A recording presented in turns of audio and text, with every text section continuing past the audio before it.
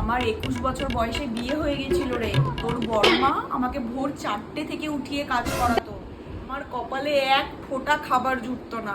ওরা দরজা বন্ধ করে মুড়ি দিয়ে সিঙ্গারা মাখিয়ে খেত, আর আমি জল মুড়ি খেতাম। বাবার যখন চাকরি চলে গেল না, ওরা তখন আমাদেরকে সংসার থেকে পুরো আলাদা করে দিল।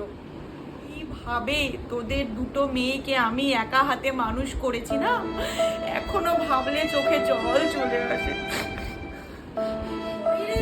সব কোথায়? আরে দিদি ভাই, কেমন আছো? আমি এখনই মান্তুকে তোমার কথা বলছিলাম। বসো বসো। তুমি কেমন করে আমাকে হাতে পিঠে করে বাড়ির সব কাজ শিখিয়েছো।